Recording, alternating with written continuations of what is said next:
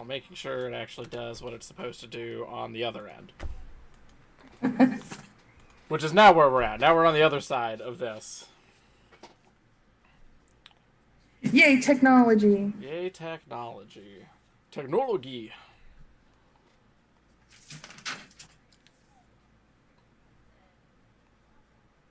Okay, it looks like it's going. Yay, technology. Yay, technology. Technology. Gonna get a little bit of a loop just to make sure. So I can see myself. Like it's going. Yay, technology. Cool. It sounds like there is volume there. Looks like everything is good there. Cool. We are officially live and ready to go. So I think if you would like, I will introduce myself first just because you are the more impressive one of the two of us. And they see me all the time, so. I suppose so, yes. They see you a lot more often than they see me. Wow. So I'm Jackson Wood. I'm the marketing and events coordinator, and I also do sales stuff sometimes, and am a general dingus. Thanks for joining us. Hi, everybody. My name's Heather Prestis. I am the Chief Operations Manager is my official title.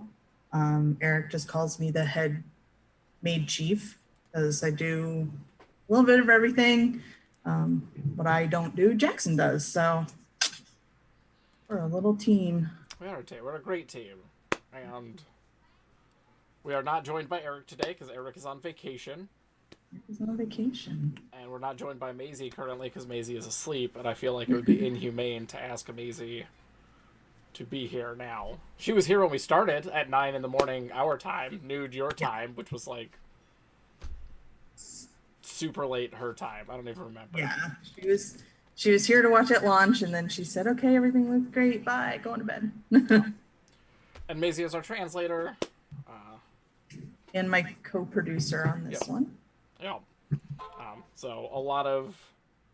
I'm gonna turn the volume on my phone off. A lot of passion involved in this project, from bringing it from Yusuke Emi's hands in Japan, where it's done a ton so far, like 5 expansions, or did he just release a 6th expansion? I think he might be working on number 6. Okay. I can't remember exactly. I know he's working on something. I don't remember. He's definitely working on something. He's always working on something because that's Emi. It's very industrious. He is, yes. But then going through translation and figuring out what we can do to bring it to a wider audience, which is where we are now. 2 weeks. 2 weeks later than when we initially launched. This is a relaunch, where we took the feedback that we received from the first campaign, which was overwhelmingly positive, thankfully. Like, obviously there were criticisms, but it was all done very tastefully and very much in the vein of we want to help this project improve, which is always nice to see. And we worked on the things that we could actually work on and came back from the drawing board, not the quite drawing board, to here. We kind of put it back on the drawing board. Yeah. Erased a little bit, drew something new over here. Yeah. I went with that weird analogy mostly because I was like, well, we didn't redo everything because there were certain things that were locked in that just weren't going to change. And so we worked on the things that we actually could affect and were able to play with. Yep, there's just certain things that are it would cause so much reworking that it would literally delay production by months and months to redo. So and potentially increase costs because of the actual cost required to redesign or like recommission art or whatever else might be associated with those projects. Yep. But with that said, do you want to do like a brief draw up for folks who are watching or are going to be watching later about the changes we made? We've talked about them on social media and otherwise, but you being at the helm of a lot of those changes. Well, we heard a lot of people say that we weren't very clear about the components. So that was one of the first things that I went about fixing. I pulled all the assets out, went through our components list and made sure that You guys had a much clearer idea of what was included in this box.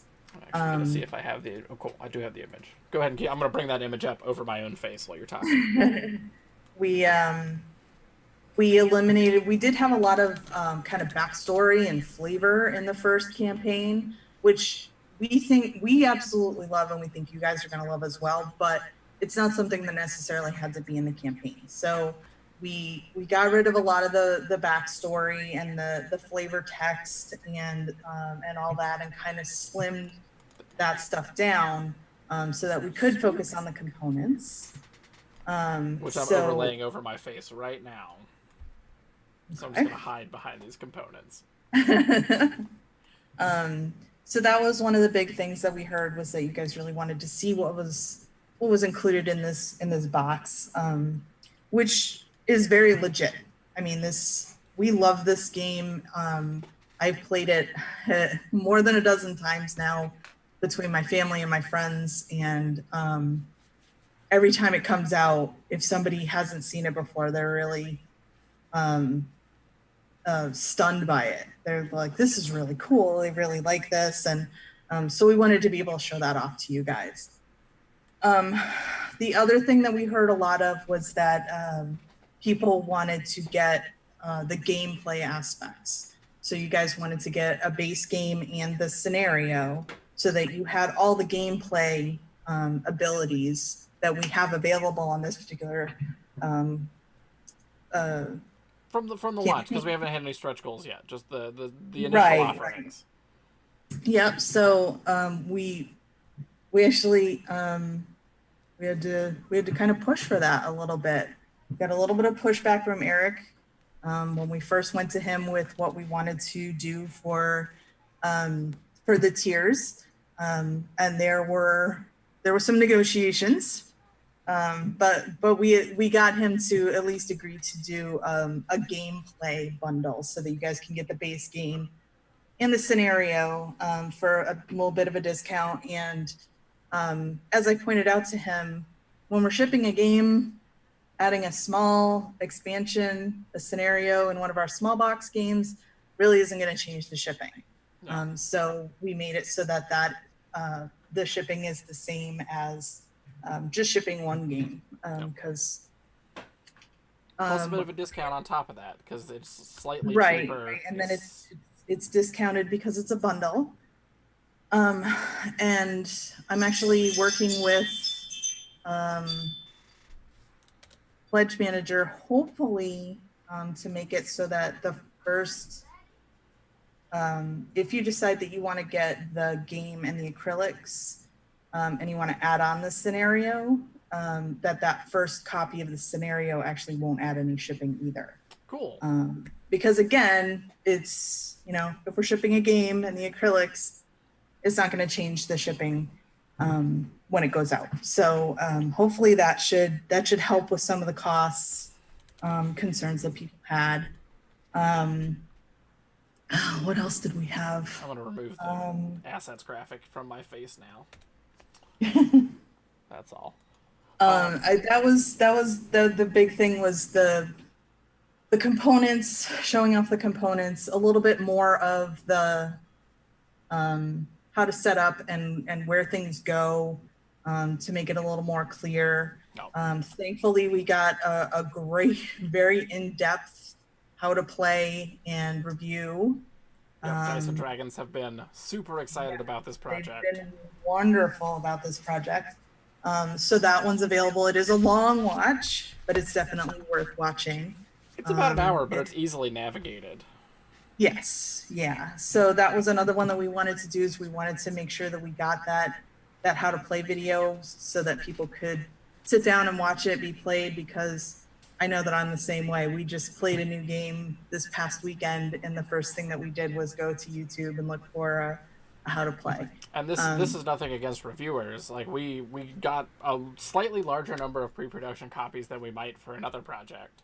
Mm-hmm. And we sent them out immediately, and because of the mail, and like, I wanted to send some game copies to people who weren't just in the US, but some things have gotten tied up in customs forever. let alone just being delayed. And so that's like, that was also a hindrance that had nothing to do with the campaign and nothing to do with anybody's like fault. Just like, can't get things done until people actually get things in their hands. Absolutely. But I think those were the big things, was showing off the game a little bit more, getting you guys a bundle with the gameplay aspects with that discount. The everything except for the base game tier is discounted during this campaign. So the more you get, the more of a discount that you get, obviously, but everything is discounted. And even that base game comes with, like, the comic book is for free. We have a couple of, well, we have quite a few stretch goals coming up that are going to add characters to the game. And you guys are going to get those for free. So I think we just kind of hopefully we did a better job of kind of presenting everything, I think.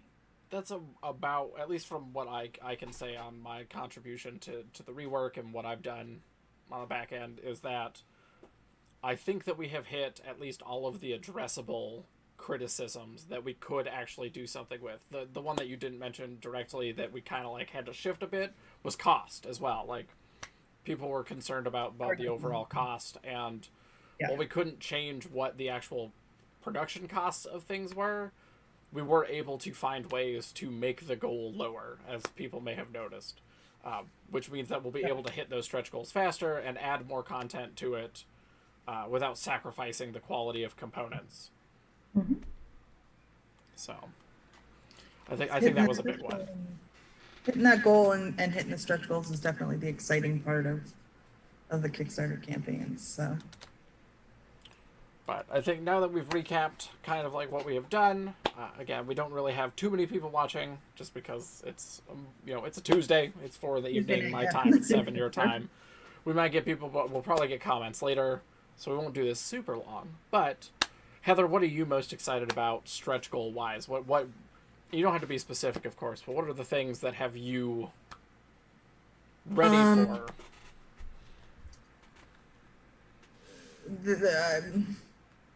There's a certain character coming up that I'm sure you can guess. Yes. Smoothie Bear is definitely my favorite. I think he's just adorable. So I was thrilled when Eric agreed to do the Smoothie Rare pin as a stretch goal, because I would totally wear him. Like, I've Edo bags, and I can definitely see him being on one of my Edo bags. So I'm excited about Smoothie Bear for sure. And I wanted to ask just because I wanted to see if things had changed since last we talked. But again, not everybody joined us on the last one either, so who knows. But I'm right there with you. Smoothie Bear is one of my favorites. And of course, he's adorable and he's really useful. Yes. Like, I love to play him as a sidekick. He is really, really useful. Oh, yeah. No, there is a reason why in the Tabletopia mod that we have worked up, like, we have set it specific characters just to give people a small taste. But Smoothie Bear is paired with Melty Sweet, and because Melty Sweet can do things on other players' turns, being able to get that extra card draw is really useful. Yeah. Which we I love being able to attack on the next location. Yeah. Because of the so many of the villains and the super villains have that, as soon as you land on the space, you lose X. So Smoothie Bear just kind of hangs out on the side and goes, no, I'm just going to smack you from here. No, that's tons of fun. Being able to assist other people, it gives you extra movement on the board effectively too, because the movement actions you take are effectively one space closer. You can be more strategic by hitting junctions and hitting multiple things. Like, it's super fun. We did finally win our game, by the way. Did you? We finally won. We had a very I'd call him almost a professional gamer. He is very min-max and he's very strategic. So oh yes, you had told me about this. He was very helpful. to us, because normally we sit down and we just have fun. Yeah. Where we're like goofing around and whatever, and he's like, "Nope, we're gonna do it this way. This is how we're gonna do it." Today was a day to win. So it was very exciting to finally win, but I mean, we have just as much fun even when we don't lose, when we don't win. So, but it was nice to finally win one, finally take him out, and we did it just by the skin of our teeth too. So that was really fun. And we talked about. Did you play with the full damage deck, or did you play with the recommended damage deck? We did. We played with the full damage deck, but I don't think we actually got into those last 5 damages. It was also, we also did 2 games that night, and we lost the first one, and the second one I kind of stacked it because I wasn't playing. I was kind of rules lawyering on the side and reading through the rule book again and again and again, and making sure that, you know, there wasn't anything that we needed to adjust. I actually I did the whole like making 5 different piles and putting reds, and so that everything was a little bit more spread out. It was a little bit more even, so that we didn't get like, you know, we didn't turn over 3 reds in the first turn and just go, oh my God. So I think that's one of the things that we actually posed to Emmy through Maisie as an alternate rule, just to kind of make it a little bit less difficult, because it can get real tough. I mean, Tokyo's a badass town. it's part of randomness, right? Like, I think one of the most fun parts of any cooperative game to me is that even if you are playing your best game, a little bit of randomness can make you have to reevaluate your strategy. And I am not a fan of randomness in other games. I think that it is super important in a balanced capacity in a co-op game. And so I am with you. Like, sometimes you just get slammed. Like, I was talking to John Godwin, who is also super excited about this campaign. He was showing me the Spirit Island expansion because I am stoked for that, because I don't mind talking about other stuff on our streams. But absolutely, I was like, I've played Ghost Stories over 100 times. Yep. And I have won Ghost Stories 2 or 3 times. Which is not to say Tokyo Sidekick is on that level. Tokyo Sidekick is easier than Ghost Stories, in my opinion. But sometimes Ghost Stories, like, it's just, you're unlucky. Like, you get bad ghosts at the wrong time, and you're like, well, I guess I'm dead. Cool. At least in Tokyo Sidekick, to me, every turn is like, okay, we can let this incident go for now. This is more important. As long as somebody prioritizes it within the next turn or 2, it's going to be fine. Yeah, so you definitely have to look ahead and say, okay, this is going to happen the next turn, so this is how we're gonna, you know. And you get to see the 3 turns ahead of you, which is nice. Like, you don't know what villain it is, but for people who haven't got to see the demo environment yet, you get to see what the next 3 incidents are. So you are working towards.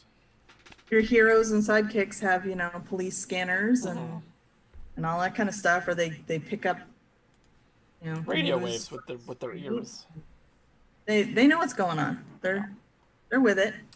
Well, and again, part of that is also the Japanese look at superheroes. You know, we've talked about this, and it's the most direct analog, but My Hero Academia, right? Like, it is very possible that these superheroes are actually, like, employed by the government. I don't know if it's been confirmed or denied by Emmy. I actually don't know that much of the story. I think they're just kind of doing their own things. But, like, Oni, as a character, is government created. So, like, there's definitely government involvement in the Tokyo Sidekick world, and the Japanese view the idea of superheroes, at least from what I've seen in contemporary media, in a capacity that is always, they don't do what the police do. Like, at the end of the day, they hand the problem over to the police once it's been, like, adequately handled. Yeah, they do what the police can't do. They do what the police aren't allowed to do. Yeah. And sometimes have superpowers, which police might not either. But it's a very interesting approach that, you know, you don't see as much in Western-style media, which also was an inspiration for this game, which we talked about before. So it's a very interesting play on everything. Yeah, it is definitely, it's a lot of fun. Everyone that's tried it with me so far has really liked it. They've asked to play again, whether it's right or, next time we get together, or when's this coming out? I told my WoW guild last night that I was going to probably not be online too much in the next few days because Kickstarter started. Mm-hmm. They said, "Oh, well, what are you kickstarting now?" So I had to go on our Discord today and be like, "Okay, guys, here's the link. Take a look." I get that sometimes with one of my tabletop role-playing groups because they're like, we really love your games. What's next? And I'm like, I can't, like, one, I don't even like to talk about my job in my private life sometimes, but two. Yeah. Well, that leads to a fun thing that I don't know if I talked with you about that I may be surprising you with for this weekend. So this weekend, we are going to be at UK Games Expo. We're going to be at the virtual UK Games Expo. Are we? Apparently. Technically, yes. We're not doing a whole lot there. I didn't reach out to volunteers for this one just because it is a very stripped down show. And I did something last weekend and was an experiment at Gen Con, sort of as a hybrid at this point, that I felt worked really well. So this next weekend, anybody who comes into our Discord channel is going to get access to a playroom, the same playroom we used for Gen Con, that they can invite their own friends to and get a sample of Tokyo Sidekick. Awesome. So it has the rule book as it is. It has 4 preset character configurations. It has a bulk of the villains. It has 1 menace. So it just has King Kaiju, so you don't get to see what the other 2 are, but you get to see 1. But it has all of the upgrade cards. It has all of the stuff that the heroes need. Nice. It's got all of that fun play stuff. It's just very limited on who you get to play with and what you get to see. But everyone's going to get that, so they have the opportunity to play with us if they want. So if you want to make yourself available over the weekend, I'll be available. And I will be there to play games of Tokyo Sidekick with people. Otherwise, they'll be able to create their own rooms with that link and invite their friends and try to show them Tokyo Sidekick in a virtual environment until Sunday evening. Nice. I love playing with fans, so I'm looking forward to that. Me too. So starting Saturday morning, our time, until Sunday evening, our time. So about a 40-hour window, effectively. People are going to get to do that. Nice. I miss shows. I really miss shows. I miss getting to see the fans and getting to show off our stuff and play games. So I've been doing my best because I am not a programmer and I am not the best when it comes to putting things into the template. But I'm trying to get more games on there all the time so that we could do more stuff with fans. And this was one of the better options I found, is that when I gave people who actually did our demos at Gen Con the key for a week, because Tabletopia was not a good environment and they actually spent money to be there, I was like, here's the room for a week. Let me know your thoughts. And overwhelmingly positive. People had tons of fun. People showed it to a ton of their friends. And then they're like, I can't wait to get this game when it hits, Kickstarter or when it hits my local retail store. Again, we kind of talked about things that are already, I know I'm talking a lot here, but on everyone's mind, money is tight for some people, especially now. Especially here in the States, for some people, it is exceptionally hard. So, we have people saying I'm going to be able to back this because I get paid next week. I can't back it right now, but I'm really excited to jump into the Pledge Manager. Yeah, and that's why we have our Pledge Manager stay open for so long, because goodness knows that, we've been on that end of it too, where I really, really want to get this, but,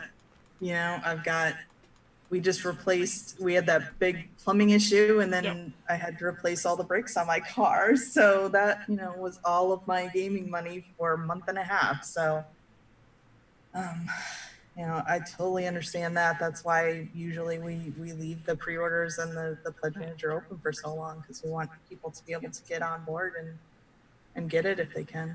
Yeah. But I felt that was, an appropriate part there, because, we've been seeing that. We've been seeing a lot of that feedback, and we've been trying to create opportunities to help folks out where we can. But, again, we understand. Don't feel bad about it. We would love for people to participate with us. But at the end of the day, take care of you.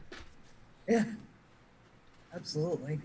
So, but that's a big thing, and you know, it was really exciting to see that feedback come back for basically the biggest shot at a virtual show we had this year. Like Gen Con, Gen Con is it. So, but that's the big one there. We don't really have any questions. Nobody's really been hanging out. If they've been hopping in, they've been hopping in and then hopping out, you know, a little while later, which is okay. This will be up later for folks, and I'm sure we can link to it at another time. Any parting thoughts that you have, Heather, for the fans? Just as always, thank you again for your support and for coming back. If you were with us for the first campaign, we felt strangely disappointed and hopeful at the same time, I think, when we had to cancel. We knew that we wanted to give you guys more of what you wanted, but we always hate. I mean, this was the first time that it was our project and we had to cancel it. Yes. We had alternate souls, but that was a joint project that you know they took back and they funded yesterday. I believe. That was exciting. So that's very cool. They've got a couple of days left, so we're definitely keeping an eye on them and cheering them on. But this was the first time that it was just us and we had to cancel. So we wanted to make sure that we came back and you know gave you guys more of what you were looking for. So we appreciate you sticking with us and coming back and supporting us. You know, if you can give $1 and get in later, you're just as welcome as, you know, the guy that's throwing a couple $100 at us right now. You know? Thanks to everybody. There is no wrong level to pledge at as long as we can help you find the things that you want to walk away with. That is part of the philosophy there. That's why we try to make it as flexible as possible. Yep. Well, if there's no more parting thoughts, I'm going to say goodbye, and then I'm going to let you say goodbye, and then we're going to be done. Right. So I got to start writing tonight's update anyway. Right. I do that before I go to bed. I think we hit 66%. We hit 2/3. 66% at least. I think we were at like 67 or 68 last time I looked. So nice. So yeah, we're at least 2/3 of the way through as of. We're at 67%, so we're at 2/3 of the way. Awesome. This is always so exciting. Heather, as always, thank you so much for joining me and hanging out for a little while. Thank you for doing all the techie stuff that you had to do. It's not that hard, and yet still I somehow mess it up on a regular basis. So. Well, I mean, OBS is just finicky. I tell you how many times I have to redo things because I mess them up. So. No, it's just how it goes. To all of our fans, I'm Jackson Wood. Thank you all so much. We'll see you later. Talk to you soon.